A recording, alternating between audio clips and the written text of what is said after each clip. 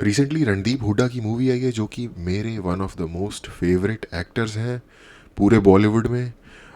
उनकी एक पहले मूवी आई थी सावरकर, वो भी मुझे काफ़ी इंटरेस्टिंग लगी। और ये जो मूवी है जाट, जो कि रिसेंटली रिलीज़ हुई है, ये नाम से तो बहुत इंटरेस्टिंग लग रही है क्योंकि मैं दिल्ली से हूँ। तो इसका ट्रेलर देखते हैं।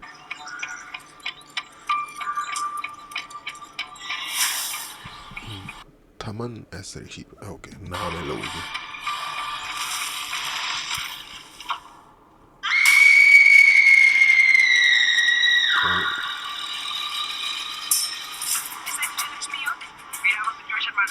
इस गांव में क्या हुआ है? बताओ किसने किया ये सब? ओह,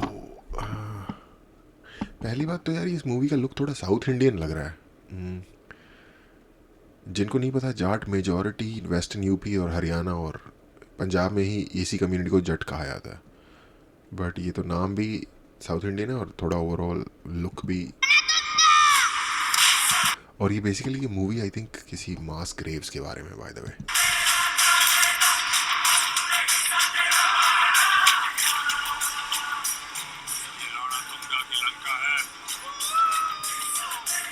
वो ये बंदा उसमें था मुक्काबाज में। आई थिंक ये अच्छा एक्टर है भी। रास्ता किलोमीटर में नहीं, विनाशों में नापा जाता है। इस लंका में कदम रखने से भगवान भी डरता है। भाई देख लो, मैं कह रहा था साउथ इंडियन सिचुएशन लग रही है सारी की सारी। इडली गिर गई। सॉरी बोल, अभी हवा आने दे। चला। फिर खाना, फिर इडली वेस्ट कर दी। आ गया, आ गया।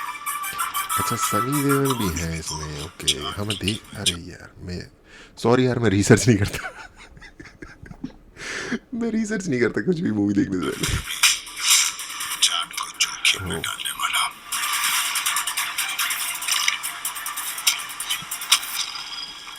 मैं जाट हूँ। अच्छा, अब समझ में आ रहा है। जो मेन लाइक हीरो या प्रोटैगनिस्ट है वो जा, आई मीन जाट है अपेरेंटली। ठीक है। मैं वही कह रहा भाई, साउथ इंडियन मूवी चल रही है, इसमें जाट का क्या लेना देना है? या तो जाट का शायद कुछ और मतलब होगा वहाँ पे। ओ, We have to do something, Satan. मैं तुझे और तेरी लंका को यही फूंक दूंगा। आजा, I am waiting. अच्छा ये विलन है इसमें, ओके ठीक है। जो कि मुझे पता चल जाना चाहिए था अब तक।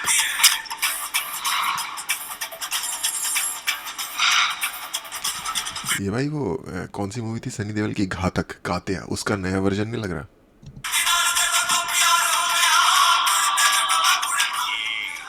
नॉर्मल आइटम नहीं है, एटम बॉम्ब है। यार इस एक्टर को, अच्छा ये मराठी एक्टर है। ये वो नहीं था जो, जिसने वो गन बनाई थी? कौन सी मूवी थी रणवीर कपूर की जो आई थी, एनिमल?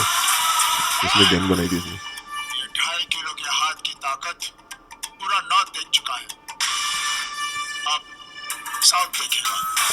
अच्छा, ये वही है भाई, घातक का ही एक मॉडर्न वर्जन है। क्योंकि उसका ही डायलॉग ना, 2.5 किलो का हाथ खाते हैं जब किसी पे पड़ता है।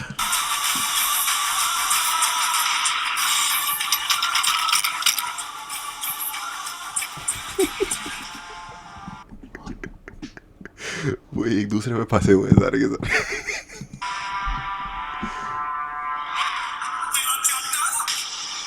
ओके, ऑफ कोर्स यार मूवी की जो थीम है वो थोड़ी एक्शन वाली है, थोड़ी सीरियस है। लेकिन मुझे पता नहीं क्यों हंसी आ रही थी। वैसे यार काफ़ी लीन हो गया ना, पूरा ऐसा नहीं लग रहा वेट बहुत ज़्यादा लूज़ किया है सनी देओल ने। मुझे लग रहा है काफ़ी वेट इन्होंने लूज़ किया है। और दूसरी चीज़ यार, दोनों ही भाइयों का कमबैक हो गया, सनी देओल और बॉबी देओल। और जो इनके सबसे छोटे भाई थे क्या, अभय देओल, उनका तो कभी एग्जिट ही नहीं हुआ था तो कम बैक क्या होगा मेरे को। हालांकि अगर मुझे कोई पर्सनली पूछे तो मुझे वो तीनों में सबसे ज़्यादा पसंद है। ओए लक्की लक्की से like one of the best movies of Bollywood. और एक और है जिसमें वो 1:40 की लास्ट लोकल। आई नो कि वो कोई बहुत पॉपुलर मूवी नहीं है लेकिन I think one of the most entertaining movies जो कि कम बनती हैं बॉलीवुड में उस टाइप की, you know like smart comedy. Okay तो इस मूवी के बारे में यार देखो कई लोग कहते हैं कि साउथ का कल्चर अलग है, नॉर्थ का कल्चर अलग है, यू नो। अब इससे बड़ा इंटीग्रेशन क्या हो सकता है। मैंने एक इंग्लिश की एक टेक्स्ट बुक में अपनी आई थिंक 8th या 9th क्लास में एक थिएटर था कोई साउथ का, उसकी इंटरनल पॉलिटिक्स के ऊपर एक स्टोरी लिखी थी किसी ने। अ, कोई बहुत बड़ा मूवी स्टूडियो थिएटर कुछ था उसके अंदर, और उसमें एक मुझे क्लियरली लाइन आज भी याद है, ऑलमोस्ट 20 साल पहले पढ़ी हुई चीज़ की, कि this theatre is the monument for national integration. क्योंकि जो मेकअप वाला बंदा है वो किसी और स्टेट से आया है, को जो कोई और टेक्निकल बंदा है वो कहीं और से आया है, एक्टर कहीं और से आया है, डायरेक्टर कहीं और से आया है, इस चीज़ के ऊपर कि it's a monument of national integration.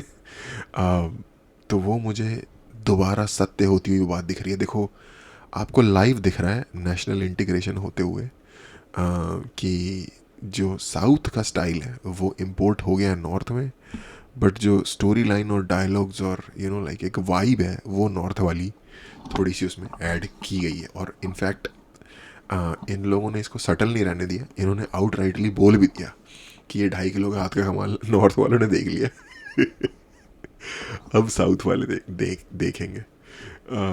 But भाई देखो जो भी साउथ से है, कॉन्ग्रेचुलेशन भाई, आपका मूवी मेकिंग स्टाइल जो है वो आ गया भाई, जीत गया वो। क्योंकि क्योंकि नॉर्थ में भी वही वही स्टाइल कॉपी हो रहा है। और ऑफ कोर्स बहुत सारी साउथ की मूवीज़ का रीमेक तो यहाँ बनता ही है, जिसका कि मेन क्रेडिट शायद इस बात को दिया जाना चाहिए कि कुछ भी हो, चाहे आपको कभी फाइट थोड़ी अजीब सी लगे, फिजिक्स के रूल्स को टोटली डिस्कार्ड करती हुई लगे, लेकिन कुछ ओरिजिनलिटी तो होती है ना उसमें।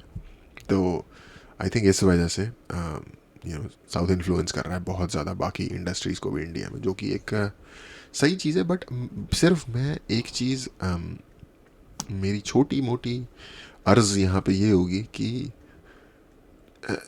एक्शन बहुत बढ़िया है, लेकिन एक ये स्टाइल का एक्शन होता है जिसमें स्लोली जत्थों में लोग घूम रहे होते हैं, और एक स्टाइल का एक्शन होता है, अगर आप लोगों ने इंडोनेशियन मूवी है रेड जो कि सिर्फ $1 मिलियन में बनी थी ओरिजिनल पहला वर्जन, तो एक वो एक्शन होता है। पैसे ही भी नहीं लगते उसमें, पैसे तो शायद इसमें बहुत ज़्यादा लगे होंगे उससे, लेकिन उस तरीके का जो एक्शन होता है फॉर सम रीज़न मुझे पर्सनली प्लीजिंग लगता है। एक्शन देखने में इन्जॉयमेंट होती है, ये वाला एक्शन देखने में इन्जॉयमेंट तो नहीं होती, हंसी आती है टू बी ऑनेस्ट। और आई थिंक इनका गोल भी शायद कॉमेडी की तरफ ही है। हालांकि जो विलन है वो काफ़ी सीरियस बंदा लग रहा है, क्योंकि लाइक यार मास ग्रेव डिस्कवर हो रही है भाई, इससे ज़्यादा सीरियस क्या टॉपिक होगा, one of the most serious things in the world. But इन्होंने थोड़ा सा उसमें कॉमेडी एक्शन का घुसाया है हिसाब किताब। ऑनेस्टली ट्रेलर मुझे एक जनरल KGF या इस टाइप की चीज़ की वाइब दे रहा है। KGF आई थिंक थोड़ी ज़्यादा सीरियस थी इससे, उस टाइप की मुझे वाइब दे रहा है। और थोड़ा सा लाइक घातक वाला फ्लेवर वापस लाने की कोशिश की गई है सनी देओल के थ्रू, ऐसा मुझे लगा है।